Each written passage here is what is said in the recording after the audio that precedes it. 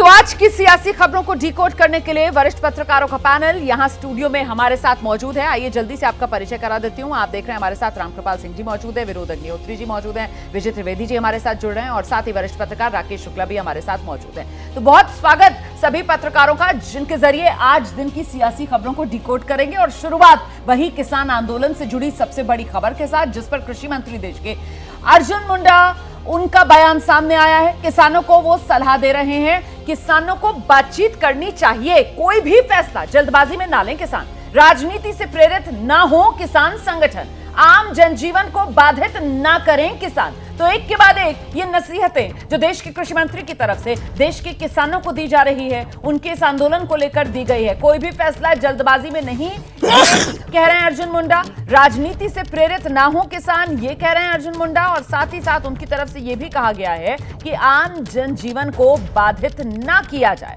इसका ख्याल रखा जाए। किसान संगठनों को यह बात समझना बहुत जरूरी है कि जो कानून की बात की जा रही है, वो कानून के बारे में इस तरीके से कोई निर्णय नहीं लिया जा सकता है जिससे कि बाद के दिनों में सबके लिए बगैर सोची समझी स्थिति के बारे में लोग आलोचना करें। मैं किसान संगठनों से यही आज भी निवेदन करूंगा कि जो बातचीत का माहौल है उसको बनाए रखें और बातचीत करते हुए हम समाधान का रास्ता मजबूत करें। तो देखिए किस तरीके से सरकार की तरफ से लगातार ये कहा जा रहा है कि बातचीत का रास्ता खुला हुआ है, बातचीत के जरिए ही समाधान निकलेगा। लेकिन इस बीच किसान नेता सरवन सिंह पंधेर, आज सुबह किसानों की तरफ से भी प्रेस कॉन्फ्रेंस की गई और बड़ा बयान जो दिया गया है सरवन सिंह पंधेर की तरफ से, दिल्ली कूच के लिए ही निकले हैं, किसानों का दिल्ली कूच होकर रहेगा।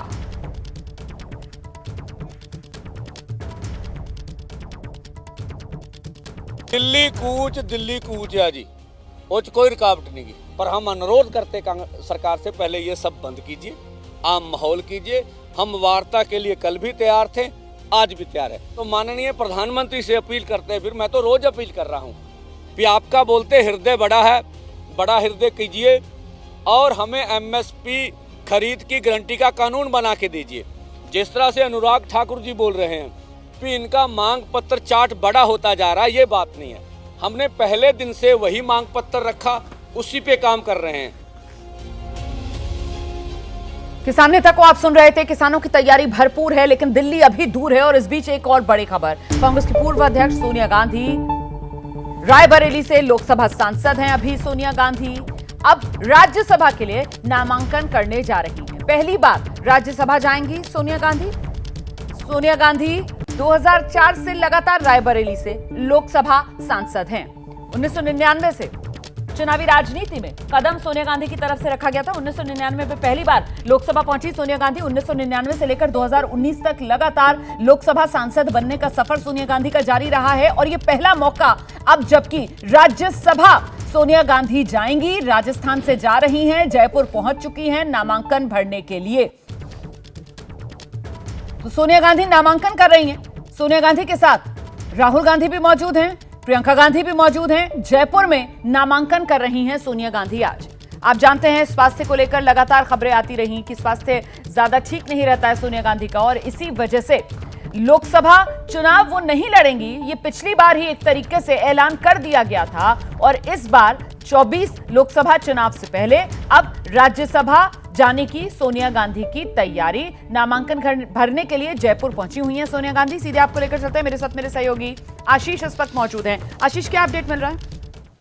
ठीक कह रही थी, सोनिया गांधी पहुंच गई हैं। उनके साथ उनकी बेटी प्रियंका गांधी, पार्टी की महासचिव, राहुल गांधी, पार्टी के सांसद, तमाम दूसरे नेता, Ashok Gehlot, former chief minister, Sachin Pilot, Govind Singh Dotasra जो कि वहां के प्रदेश अध्यक्ष हैं, तमाम विधायकों के साथ उन्होंने बैठक की है, मुलाकात की है। और उसके बाद क्योंकि ये सीट डॉक्टर मनमोहन सिंह की अप्रैल में वेकेंट होने वाली है, उनका टेन्योर खत्म होने वाला है, आखिरकार सोनिया गांधी ने नॉर्थ इंडिया के राजस्थान जैसे स्टेट को चुना। मैं आपको बता दूं रोमाना, इसके पहले महाराष्ट्र, मध्य प्रदेश, हिमाचल, तीनों राज्यों से उनको ऑफर दिया गया था। महाराष्ट्र से मैं आपको बता दूं बड़ा दिलचस्प है कि वो जाना भी चाहती थी, उसको एक्टिवली एक्सप्लोर किया जा रहा था, लेकिन जब अशोक चौहान मूव कर गए और ये खतरा सामने मंडराया कि 10 से 12 विधायक इधर से उधर जा सकते हैं, तब लास्ट मिनट उन्हें चेंज करना पड़ा और आखिरकार फैसला राजस्थान के हक में हुआ। गांधी फैमिली की दूसरी सदस्य होंगी, हम सबको मालूम है 1964 में late prime minister Indira Gandhi पहली बार राज्यसभा गई थी, उसके बाद गांधी परिवार की दूसरी सदस्य होंगी जो कि राज्यसभा में जा रही हैं। मुझे याद आ रहा है, मैं छोटा सा बस आपको याद दिलाऊं, रायपुर के सेशन में उन्होंने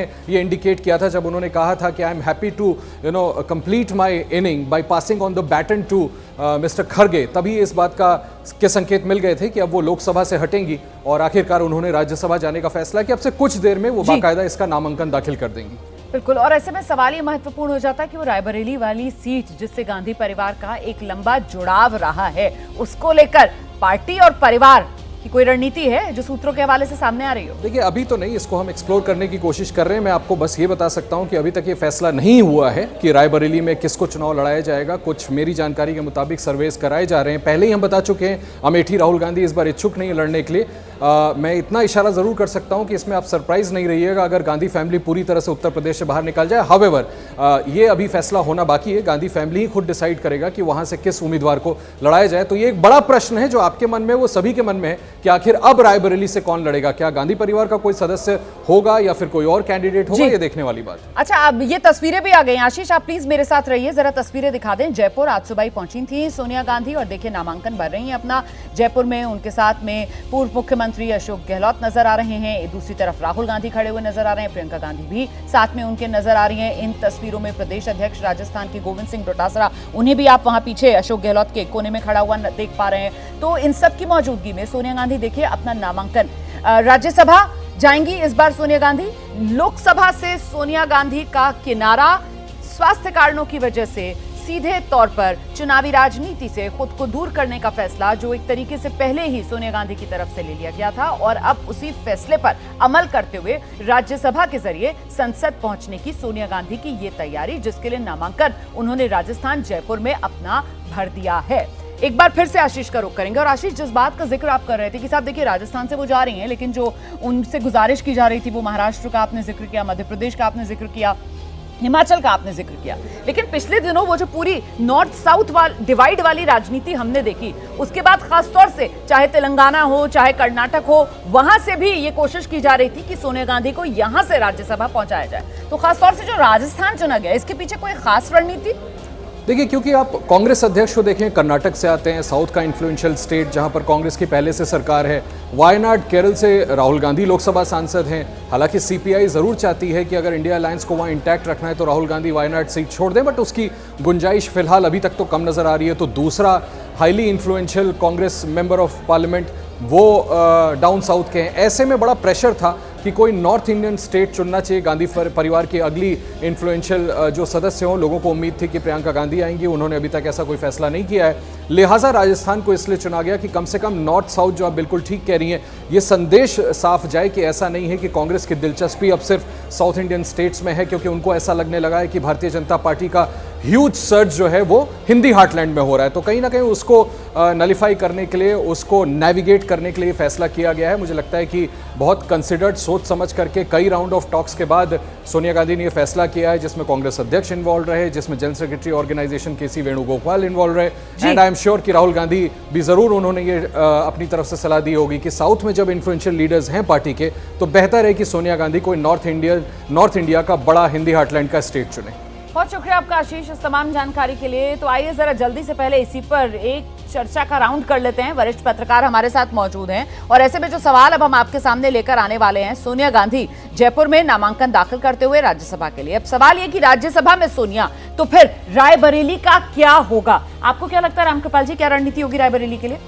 देखिए, जो आशीष जी आपकी एक बात कह रहे थे कि सोनिया का नाम तो पहले से ही आ रहा था, ये पहले से ही था कि ये राज्यसभा के जाएंगी। रही बात मध्य प्रदेश, राजस्थान से क्यों जा रही हैं, इस पर भी आशीष जी ने कहा। लेकिन जो आपका सवाल है कि अमेठी और रायबरेली, तो एक बात मैं और बता दूं कि पिछले 2022 में जो चुनाव हुए थे विधानसभाओं के, वहाँ पे अमेठी में भी और रायबरेली में कांग्रेस तीसरे नंबर पर थी। और कोई बहुत ज़्यादा दिन नहीं हुए हैं अभी, 1-1.5 साल पहले ही चुनाव हुए थे, और जिस तरह का राजनीतिक समीकरण बदल रहा है, सारी ये दिखाई पड़ रहा है, तो उत्तर प्रदेश में अभी कहा जा सकता है कि शायद जैसा है कि राहुल जी तो वहाँ से लड़ेंगे नहीं, शायद अमेठी से न लड़ें और अपने वायनाड से ही लड़ें। प्रियंका के लिए बात हो रही है कि शायद वो रायबरेली से या अमेठी से कहीं से भी हो सकती है। लेकिन मैं, जहाँ तक मुझको ऐसा लगता है कि सिंबॉलिक रूप से अगर कोई ऐसा है, क्योंकि कांग्रेस ये नहीं चाहेगी सिंबॉलिक रूप से, विनोद जी आपको क्या लग रहा है, सिंबॉलिक रूप से ये रायबरेली वाली सीट, इस पर अपना दावा बरकरार रखेगा गांधी परिवार खासतौर से कांग्रेस पार्टी या नहीं? नहीं, मुझे लगता है रायबरेली अमेठी दोनों सीटों पर गांधी परिवार के ही लोग चुनाव लड़ेंगे, क्योंकि तभी वहाँ चुनाव की लड़ाई हो सकती है। गैर गांधी परिवार के लोग तो सीट निकाल ही नहीं सकते। प्रियंका गांधी बहुत मुमकिन है रायबरेली से लड़ें, और राहुल गांधी वायनाड और अमेठी दोनों जगह से लड़ सकते हैं। इसका एक बड़ा संकेत आप समझिए, जो उनकी न्याय यात्रा है वो अमेठी भी आ रही है और रायबरेली भी आ रही है जी। अगर चुनाव लड़ने का इरादा नहीं होता तो स्किप कर सकते थे, वो बजाय अमेठी के प्रतापगढ़ से निकल जाते या कहीं से निकल जाते, और बाकायदा 2 दिन वो जो है अमेठी और रायबरेली की यात्रा शामिल है। तो भारत जोड़ो यात्रा का जो रूट है उसके हिसाब से आप ये अंदाजा लगा रहे हैं कि अभी भी अमेठी और रायबरेली दोनों कांग्रेस की स्कीम ऑफ थिंग्स में। जी सर, एक सेकंड, जरा सा एक सुना देते हैं, बयान आ रहा है। केंद्रीय मंत्री गिरिराज सिंह, ये सोनिया गांधी जिस तरीके से राज्यसभा के लिए नामांकन भर रही हैं उसी पर प्रतिक्रिया आई है, जरा सुनिए पहले। सबसे बड़ी नेता कांग्रेस की सोनिया गांधी ही। अब कांग्रेस थकी है या सोनिया जी थकी हैं, ये तो जनता निर्णय करेगी, लेकिन थक तो जरूर गई है। हमारी शुभकामना है कि वो राज्यसभा में आए। विजय जी से इस पर बात करेंगे, लेकिन पहले विनोद जी आप अपनी बात पूरी कर लीजिए सर। जानकारी दे रहा था, मुझे रायबरेली आज बात हुई कुछ लोगों से, अच्छा। जो आगे कांग्रेस के जो बड़े नेताओं से, तो उनका कहना है कि सोनिया जी ने संकेत बहुत पहले दे दिया था, पिछले 5 साल में शायद 1 बार 2 बार गई हैं वहाँ, और ये संकेत था कि वो चुनाव इस बार नहीं लड़ेंगी यहाँ से, और प्रियंका जी के लिए वो लोग अनुरोध कर रहे हैं कि प्रियंका गांधी लड़ें चुनाव। अमेठी के लिए ये है कि राहुल गांधी कोशिश करें, की जा रही है कि वो लड़ें, 2 जगह से लड़ें, फिर तय करें कहाँ से रहना है उनको, अगर दोनों जगह जीत सकते हैं तो। लेकिन अभी वो अमेठी वाला मामला 50-50 है। ठीक है। लेकिन रायबरेली से मुझे लगता है कि प्रियंका गांधी चुनाव लड़ेंगी, जिस तरह की रायबरेली के लोगों का कहना है। बिल्कुल, अगर अमेठी और रायबरेली ये दोनों सीटें कांग्रेस छोड़ देती है और खासतौर से गांधी परिवार छोड़ देता है, तो क्या कहीं ना कहीं एक साइकोलॉजिकल सेटबैक कांग्रेस के लिए नहीं होगा? सोनिया गांधी की, जिन्होंने लोकसभा छोड़कर अब राज्यसभा जाने का फैसला किया है और इसके लिए नामांकन दाखिल कर दिया है। विजय जी से एक रिएक्शन लेते हैं सर, अब आगे क्या? कांग्रेस की राजनीति को आप किस रूप में देख रहे हैं, और लोकसभा में क्या एक ही गांधी परिवार का सदस्य या फिर संख्या वही 2 रहेगी? नहीं, अभी तो एक ही सदस्य हैं यहाँ।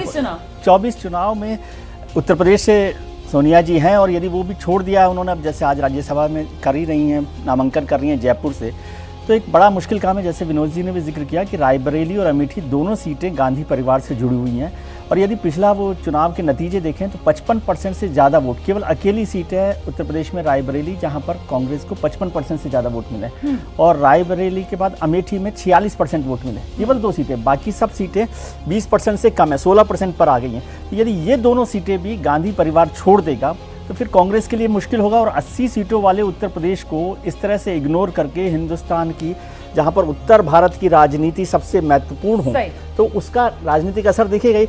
और राजस्थान को लेकर एक और चीज का मैं जिक्र कर दूं कि वो सर उस पर आऊंगी, पहले एक सोनिया गांधी पर जल्दी से रिएक्शन शुक्ला जी का भी ले लेते हैं। सर, इग्नोर नहीं करेगा मतलब गांधी परिवार दोनों सीटों पर क्लेम कैसे छोड़ सकता है, जो बात विजय जी कह रहे हैं? देखिए, उत्तर प्रदेश की 4 सीटें नेहरू गांधी परिवार की मानी जाती थी, फूलपुर, सुल्तानपुर, अमेठी और रायबरेली।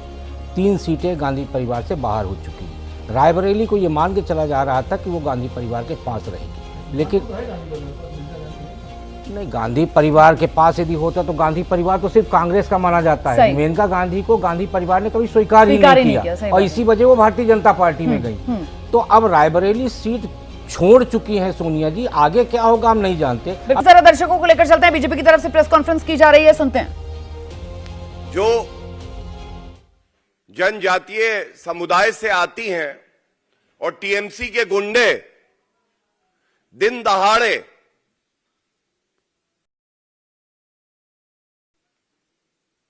शोषण कर रहे हैं, बलात्कार कर रहे हैं हमारी बहनों का, और सूबे की मुख्यमंत्री ममता बनर्जी मूक दर्शक बनी हुई हैं, उनके लबों पर टीएमसी के गुंडों की टेप लगी हुई है, बहुत ही चिंताजनक है। और इसीलिए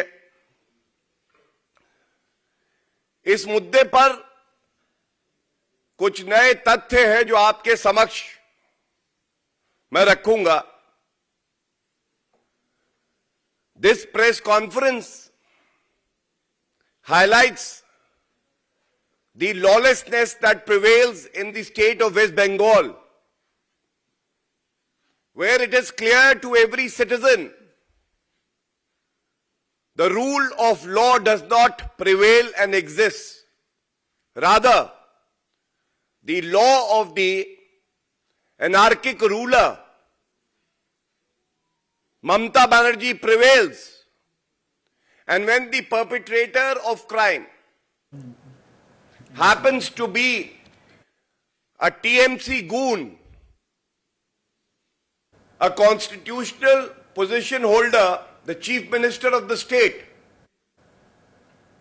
doesn't even care to uphold the dignity. पश्चिम बंगाल में कानून व्यवस्था नाम की कोई चीज नहीं है। पश्चिम बंगाल सरकार पर बीजेपी आक्रामक